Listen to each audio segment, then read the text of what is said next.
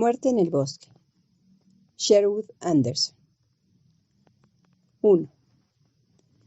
Era una anciana y vivía en una granja cerca de mi ciudad. Cualquier persona del campo o de una ciudad pequeña ha visto ancianas así, pero nadie sabe demasiado de ellas.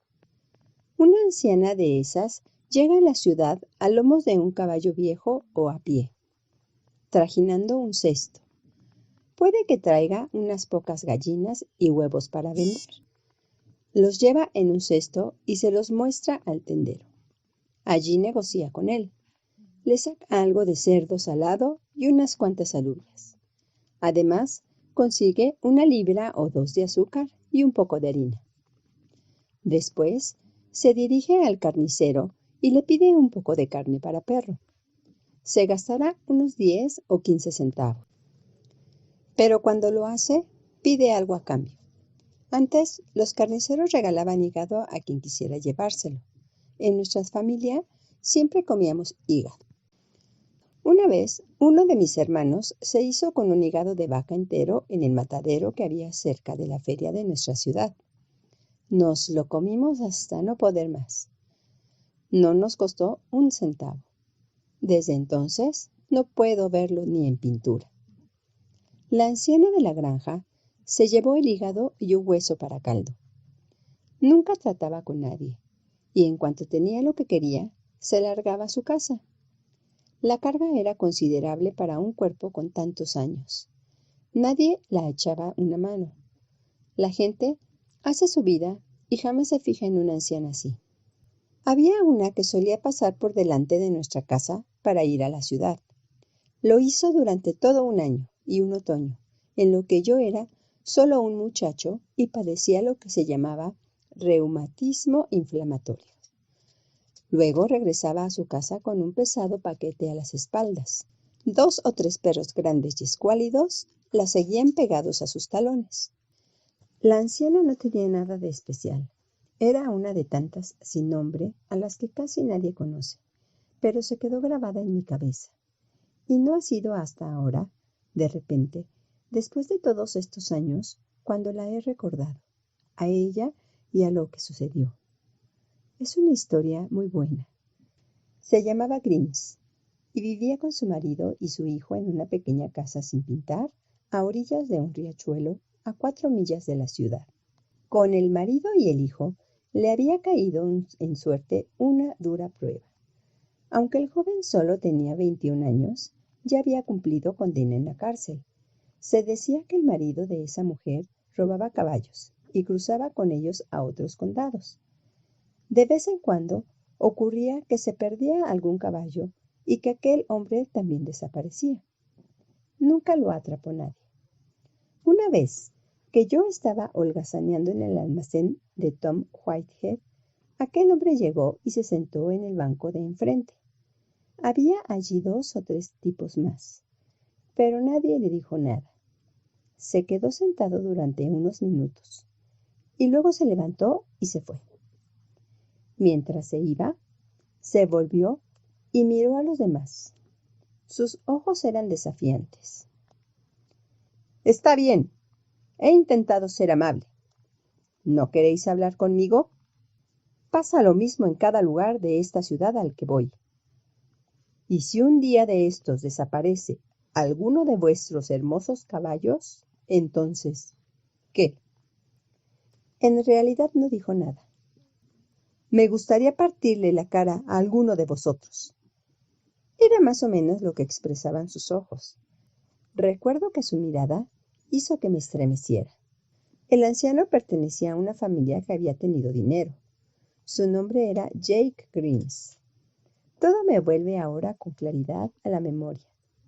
Su padre, John Grimes, fue propietario de un aserradero cuando apenas acababan de fundar la ciudad, e hizo dinero, pero empezó a beber y a andar detrás de las mujeres.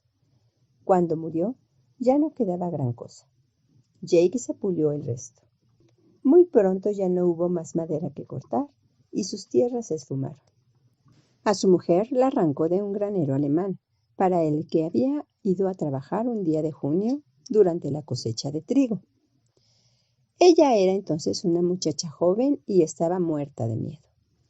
Ya ven, el granjero tenía algo con la muchacha. Imagino que era una chica acogida, y la esposa tenía ciertas sospechas. La tomaba con la muchacha cuando el marido no andaba cerca. Luego, cuando la mujer iba a la ciudad a buscar provisiones, el granjero la perseguía. Ella le dijo al joven Jake que nunca había ocurrido nada, pero el muchacho no sabía si creerla o no. Él mismo la conquistó sin demasiada dificultad la primera vez que salió con ella. No se habría casado con ella si el granjero alemán no le hubiera mostrado el camino de salida. Se la había llevado a dar una vuelta con su carro una noche cuando estaba trillando en el lugar, y luego volvió a buscarla al domingo siguiente. Ella consiguió salir de la casa sin que la vieran los jefes, pero cuando se subía al carro, apareció el alemán. Ya casi había oscurecido, y el tipo surgió de repente junto a la cabeza del caballo. Cogió el animal por la brida y Jake sacó el látigo del carro. Ajustaron las cuentas allí mismo. El alemán era un tipo duro. Puede que no le importara si su mujer se enteraba o no. Jake le hirió en la cara y en los hombros con el látigo, pero el caballo se puso nervioso y tuvo que saltar. Entonces los dos se las vieron cara a cara. La muchacha no lo vio. El caballo echó a correr y se alejó casi 2 kilómetros antes de que la chica consiguiera detenerlo. Luego se las arregló para atarlo a un árbol junto a la carretera. Me pregunto cómo sé todo esto. Me lo habrán metido en la cabeza las historias del pueblo que escuché de niño. Después de librarse del alemán, Jake la encontró allí. Estaba hecha un ovillo en el asiento del carro, llorando, muerta de miedo. Le contó un montón de cosas a Jake. Cómo el alemán había intentado abusar de ella. Cómo la persiguió una vez hasta el granero. Cómo en otra ocasión, estando solos en la casa, le había rasgado toda la parte delantera del vestido.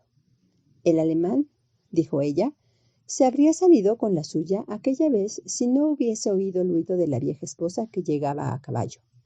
Pues bien, la mujer guardó el caballo en el establo.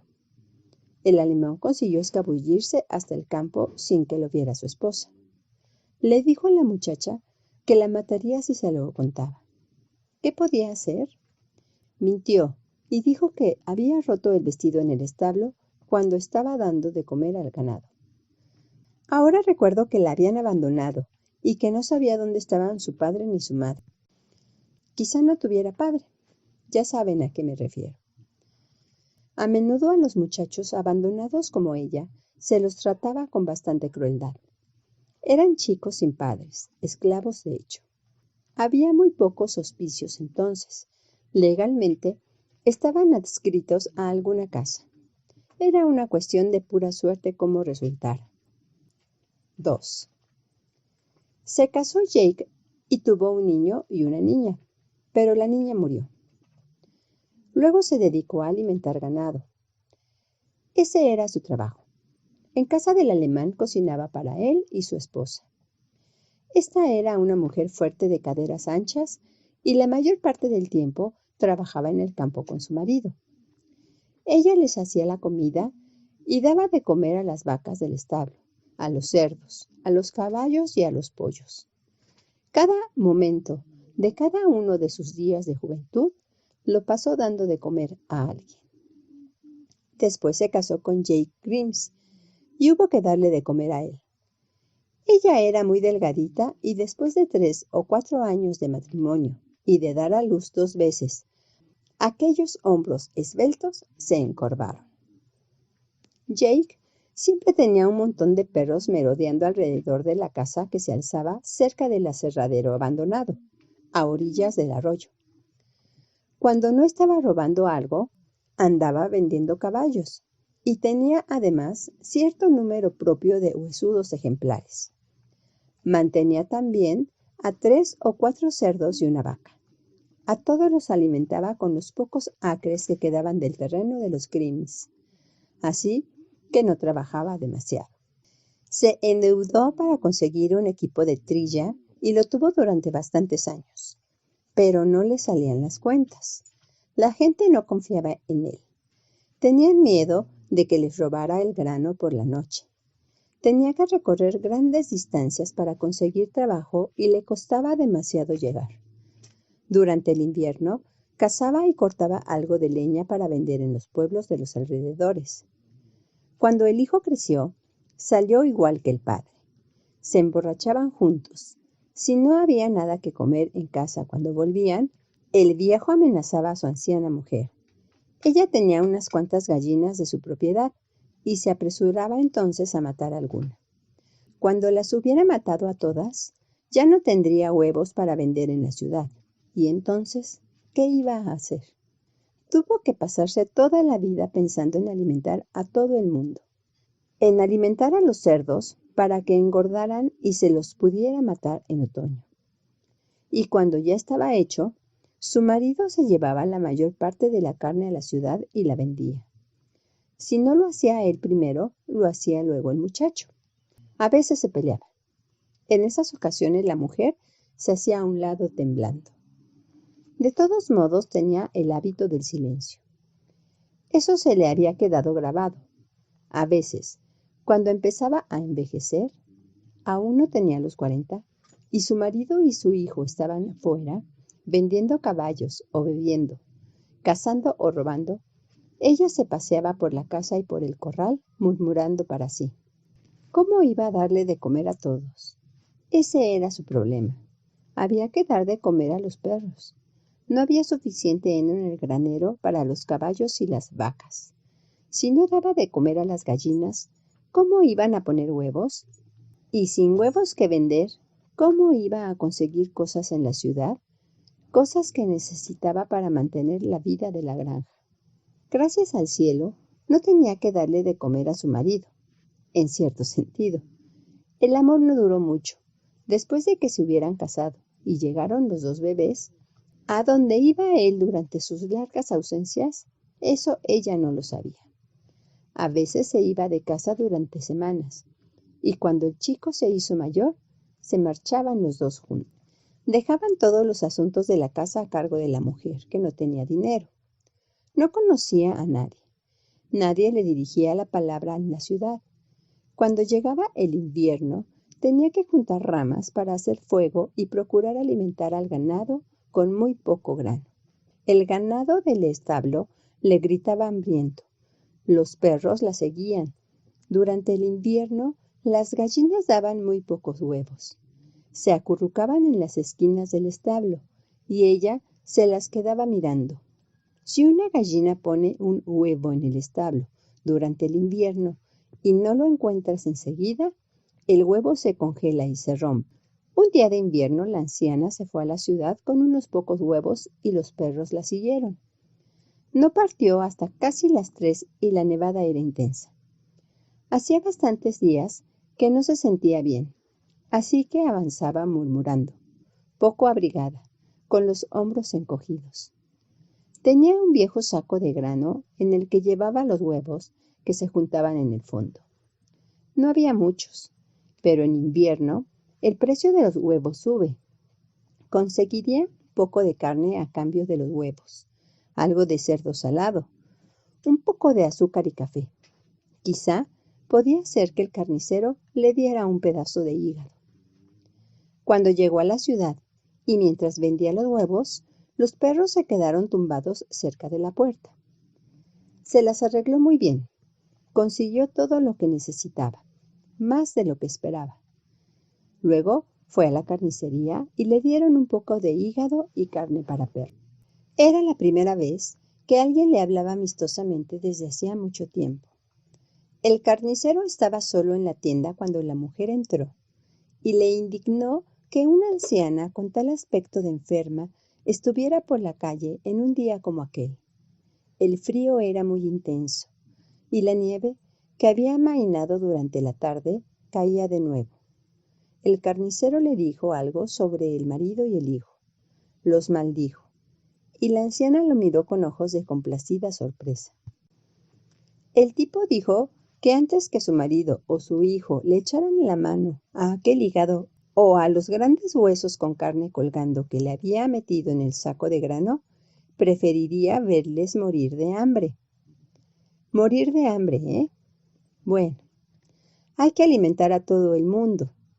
Los hombres tienen que comer, y los caballos, que aunque no son demasiado buenos, tal vez se puedan vender. Y a la pobre vaca escuálida que no da leche desde hace 3 meses. Caballos, vacas, cerdos, perros, hombres. 3. La anciana tenía que regresar antes de que oscureciera, si podía. Los perros la seguían pegados a sus talones, olisqueando el pesado saco de grano que llevaba a la espalda. Cuando llegó al extremo de la ciudad, se detuvo al lado de una valla y se ató el saco a la espalda con un pedazo de cuerda que tenía en el bolsillo de su vestido, con ese único propósito. Era un modo más cómodo de trajinarlo. Le dolían los brazos. No era fácil tener que pasar por encima de las vallas y en una ocasión cayó y aterrizó sobre la nieve. Los perros se pusieron a husmearlo todo. Le costó volverse a levantar, pero lo consiguió. El motivo por el que tenía que ir saltando vallas era que había un atajo que remontaba unas colinas y entraba en los bosques. Podría haber dado un rodeo por la carretera, pero eso significaba andar 1 milla más. Temía no conseguirlo. Y luego, además, había que dar de comer al ganado. Quedaba algo de heno y un poco de maíz. Quizá su marido y su hijo traerían un poco cuando regresaran a casa. Se habían ido en el único carro propiedad de los Grimes, un viejo trasto desvencijado, enganchado a un caballo tambaleante y a otro par de caballos más, igualmente tambaleantes, que avanzaban tirados del dogal. Iban a vender caballos, a hacer un poco de dinero si podían. Volverían borrachos. Sería bueno que hubiera algo en casa cuando regresaran. El hijo salía con una mujer de la capital del condado, que quedaba a unas 15 millas de allí. Era una mujer bastante vulgar, ordinaria. Una vez, en verano, el hijo la había llevado a casa. Ambos, el hijo y la mujer, bebieron. Jake Grimes estaba fuera, y el hijo y la mujer disponían de la anciana como si fuera una criada. A ella no le importaba demasiado. Estaba acostumbrada. Pasara lo que pasase, jamás decía nada. Era su forma de seguir adelante. Le funcionó mientras fue una muchacha en casa del alemán y después de casarse con Jake. Tal vez, la vez que su hijo llevó a la mujer a casa, se quedaron toda la noche, durmiendo juntos como si estuvieran casados. Pero eso no escandalizó a la anciana, no en gran manera. Hacía mucho tiempo que la vida la había curado de espanto. Con el saco a la espalda, avanzó penosamente campo a través, chapoteando en la nieve, y llegó a los bosques. Había un camino, pero era difícil de seguir, más allá de la cima de la colina. Donde los bosques eran más densos, se abría un pequeño claro. ¿Había pensado alguien, alguna vez, en construirse una casa allí arriba? El claro era grande, como el solar de un edificio del pueblo, lo suficiente para albergar una casa con su jardín. El sendero bordeaba el claro, y cuando llegó hasta allí, la anciana se sentó a descansar al pie de un árbol. Fue una tontería. Se hubo acomodado con el saco contra el tronco del árbol. Estuvo muy bien, pero ¿cómo iba luego a levantarse? Por un momento, aquello la preocupó. Luego cerró los ojos tranquilamente. Debió de dormirse un momento. Cuando se tiene tanto frío, ya no se puede uno enfriar más. El resto de la tarde fue un poco más templada, y después la nieve se hizo más intensa que nunca. Finalmente, al cabo de algún rato, el cielo se despejó. Hasta salió la luna. Eran 4 los perros de los Grimes que habían seguido a la señora Grimes. todos altos y macilentos. Los perros de los tipos como su marido y su hijo siempre son así. Les pegan y les maltratan, pero no se marchan. Para no morirse de hambre, los perros de los Grimms tenían que arreglárselas bastante bien por sí mismos, y en esas anduvieron mientras la anciana dormía con la espalda contra un tronco en un lado del claro. Se habían puesto a perseguir conejos por los bosques y los campos adyacentes, y en sus andanzas se les habían unido otros 3 perros de granja. Al cabo de un rato, los perros regresaron al claro. Había algo que los ponía nerviosos. Las noches como esas, frías, claras y con luna, alteran a los perros. Tal vez se deba a que renace en su interior algún viejo instinto en los tiempos en que aún eran lobos y recorrían los bosques en manada las noches de invierno. En el claro, los perros habían cazado 2 o 3 conejos delante de la anciana, y así habían satisfecho su hambre más imperiosa. Se pusieron a jugar, corriendo en círculos alrededor del claro. Corrían y corrían en círculos.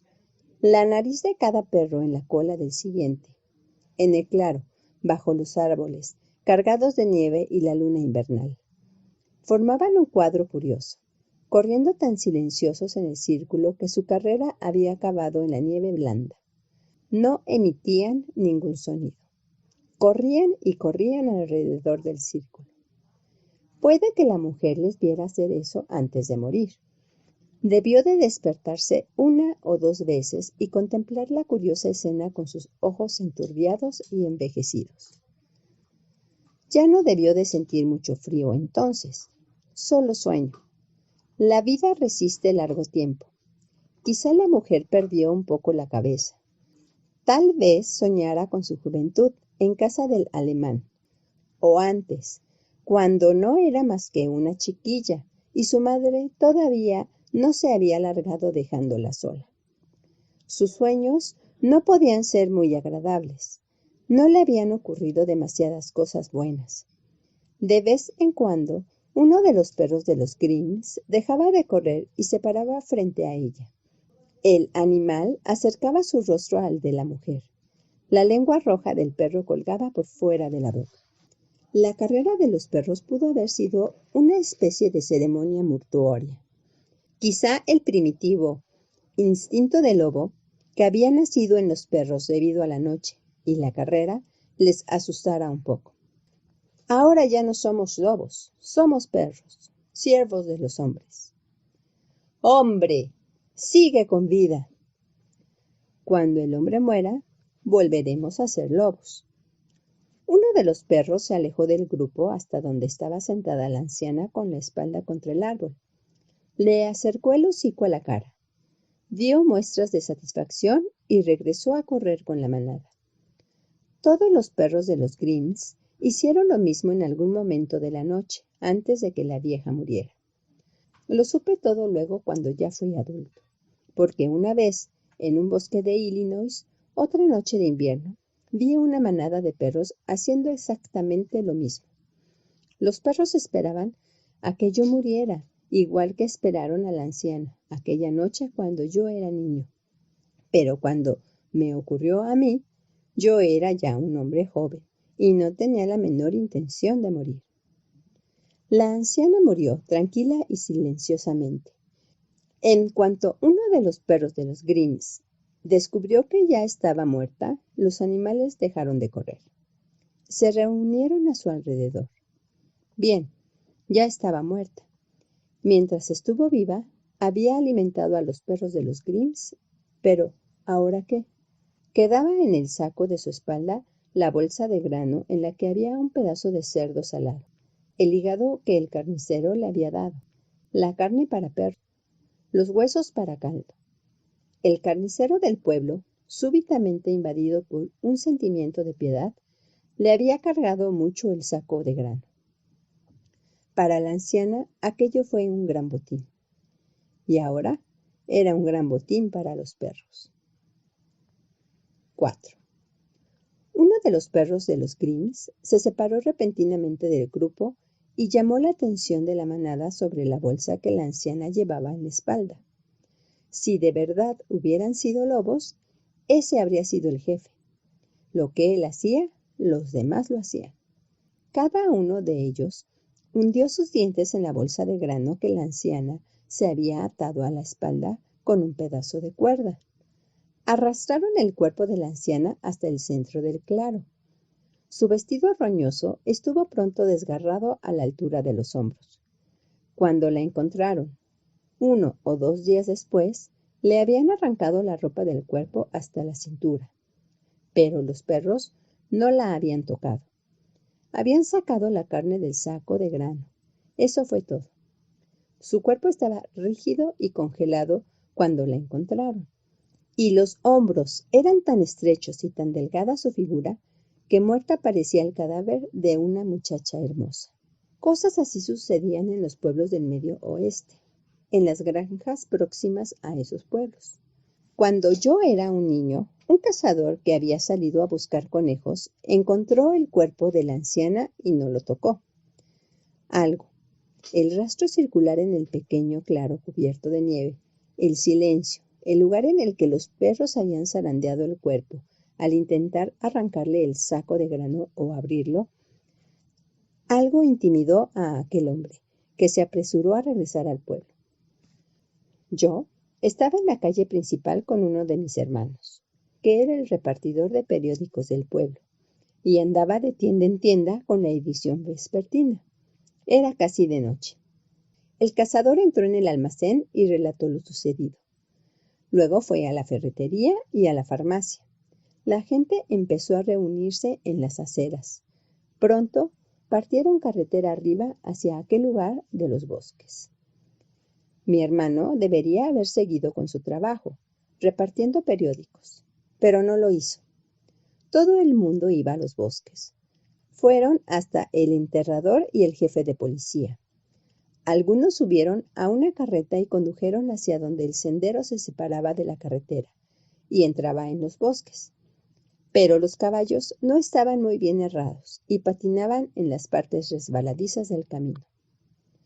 No tardaron menos que los que fuimos a pie.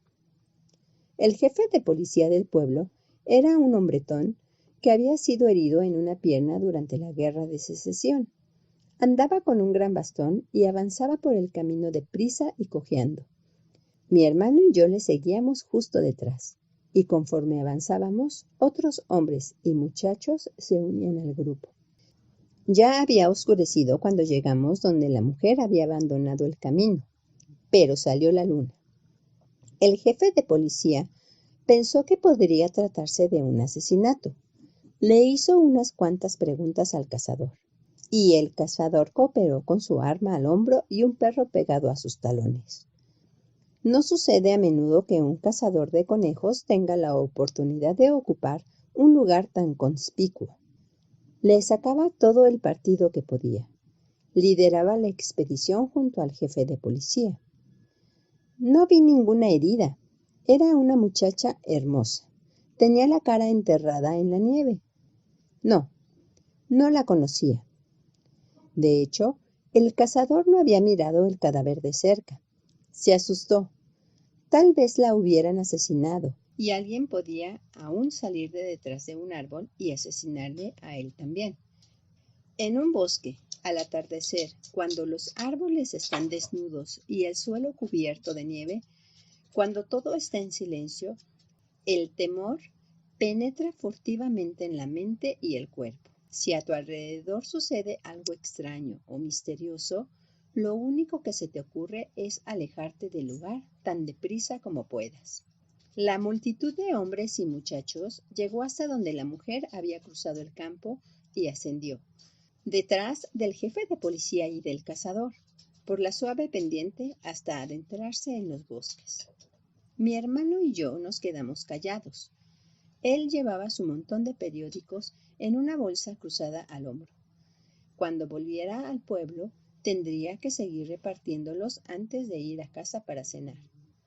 Si yo le seguía, tal y como, sin duda, lo había decidido hacer, los dos llegaríamos tarde.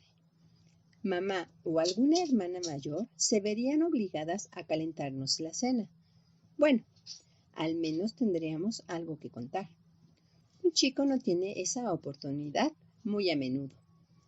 Fue una suerte que estuviéramos en el almacén cuando entró el cazador.